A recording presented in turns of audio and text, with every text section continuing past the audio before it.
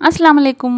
కాకి పిల్ల కాకికి ముద్దు. ఇప్పుడు ఇదెందుకు చెప్తున్నారు అనుకుంటున్నారా? ఏమీ లేదండి. నా కిచెన్ అయితే నాకు బాగా అందంగా కనిపిస్తుంది. మీకెవరికీ కనిపించట్లేదేమో, నాకు మాత్రమే అలా అనిపిస్తుందేమో అని చెప్పేసి నాకు అనిపిస్తుంది. అందుకే కాకి పిల్ల కాకికి ముద్దు, నా కిచెన్ నాకు ముద్దు అని చెప్పేసి అంటున్నాను. నచ్చితే ఒక లైక్ చేసేయొచ్చు కదా! ఎనీవే టుడే నేనైతే నా హస్బెండ్ కోసం ఆలు బజ్జీ అయితే ప్రిపేర్ చేస్తున్నాను. దానికి ఏమేమి కావాలో ఒకసారి చూసేయండి.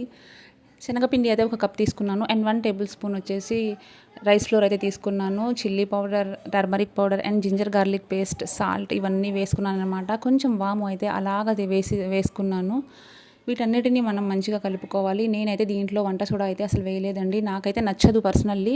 ఇప్పుడు ఈ సమ్మర్ సీజన్లో అయితే మనం వాడకపోవడమే ఇంకా చాలా మంచిది అనమాట. దానికంటే మనం ఏం చేయొచ్చు అంటే ఈ విస్కర్ ఉంది కదా, విస్కర్తో మనం బాగా అయితే మిక్స్ చేసుకోవాలి. ఇలా మిక్స్ చేసుకోవడం వల్ల ఏమవుతుందంటే ఎయిర్ గ్యాప్స్ అనేవి ఫామ్ అవుతాయి. ఫామ్ అయ్యి మనం వేసిన బజ్జీ అయితే బాగా పొంగుతుంది అనమాట. చూడండి ఎంత బాగా పొంగుతున్నాయో నా బజ్జీలు అయితే.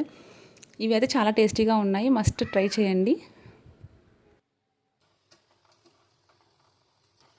అండ్ ఈ బజ్జీల వేడికి మేమైతే కొంచెం బాడీ కూల్ అవ్వడానికి మేమైతే రూహ్ అఫ్జాలో అయితే కలుపుకున్నాను అనమాట. మా డాడీ కోసం అయితే మిల్లెట్ మాల్ట్ అయితే చేస్తున్నాను. నాకు నా హస్బెండ్కి అయితే రూహ్ అఫ్జా చేస్తున్నాను అనమాట. ఏం లేదు, కొంచెం లెమన్ ఏం చేసుకోవాలంటే స్క్వీజ్ చేసుకోవాలి. లెమన్ జ్యూస్ ఏదైతే ఉందో అది వేసుకున్న తర్వాత 1 టేబుల్ స్పూన్ అయితే ఇది పట్టిక బెల్లం అంటారు కదండి, అదైతే నేను ప్రిఫర్ చేస్తాను. షుగర్ అయితే మనం ప్రిఫర్ చేయకపోవడమే మంచిది. అలా వేసుకున్న తర్వాత రూహ్ అఫ్జా అయితే 1 టేబుల్ స్పూన్ వేసేసిన తర్వాత కొంచెం వాటర్ వేసి 2-3 ఐస్ క్యూబ్స్ వేసి కలిపేసుకుంటే అయిపోతుంది. చాలా బాగా ఉంటుంది.